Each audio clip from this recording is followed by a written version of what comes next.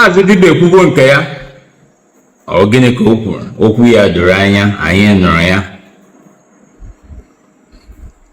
O kwuru sị na ọ na ụlọ ikpe ka ọ ga-ebe. Mmiri enwe ilo ekwuo nke ya. Ọ bụ gịnị ka o kwuru? O kwuru sị na ọ ka akpọtaba ndị nne ndara mgbenye ka ndị ụka anyị sị na Jizọs na-eme mmadụ ọgaranya, na ha jide laịsensị dị kii eji eme onye ahụ ndara mgbenye ka ọ bụrụ ọgaranya.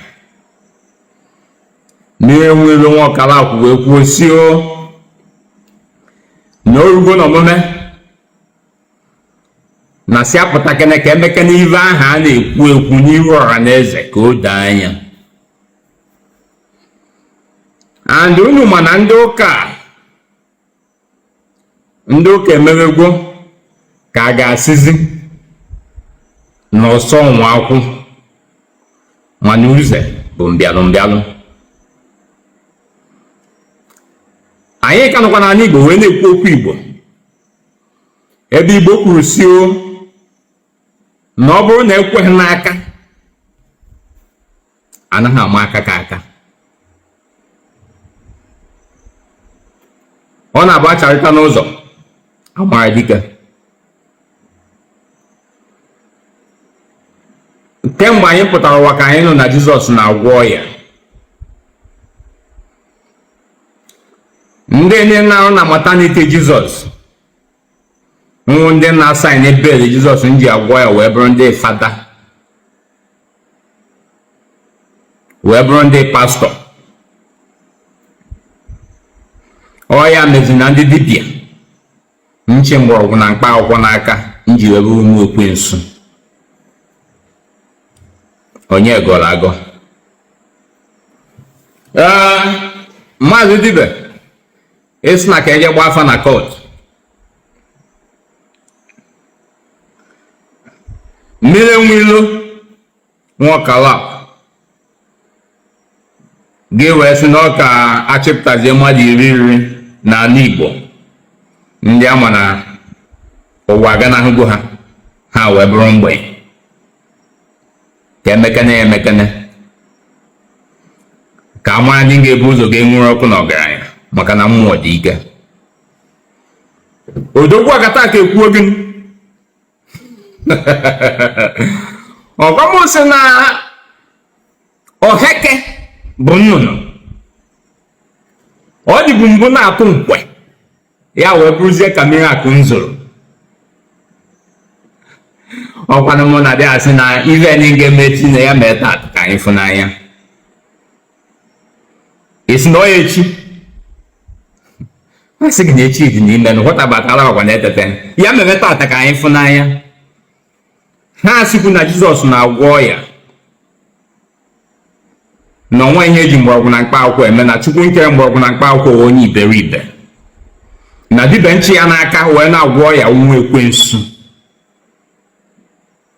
na ozi prọfesi na ibi aka ka eji agwọ ọya. Open challenge.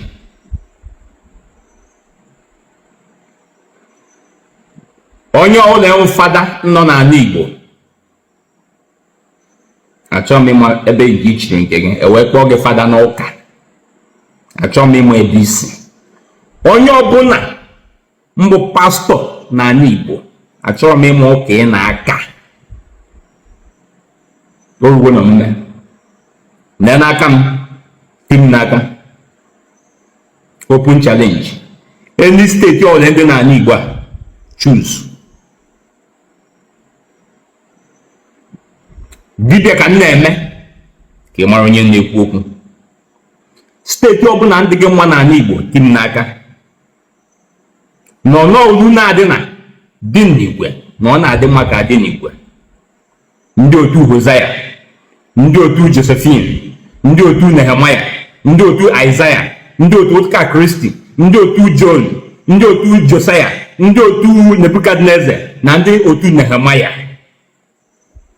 ndị otu Joel na ndị otu Zephaniah jikọọ na aka ọnụ pụta n'oruo na omume. si a chọrọ na anyị stadiọm mgbagote n'ala Igbo na onweghị nke nchọrọ ya kpa ebe ọ n'ala Igbo esi na dekre stadiọm agbara ogige ewere ndị ọrụ nche wee tinye n'ogige ahụ ewee nwee tentị abụọ.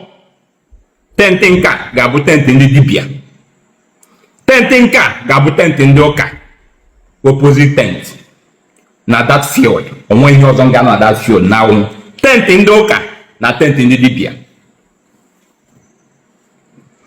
Tata ofu ọya nkasịsị wee si ike ọgwụgwọ bụ ọya akpọrọ ya kansa. Amalụ m oyibo onye maalụ ka ọ na-ekwu.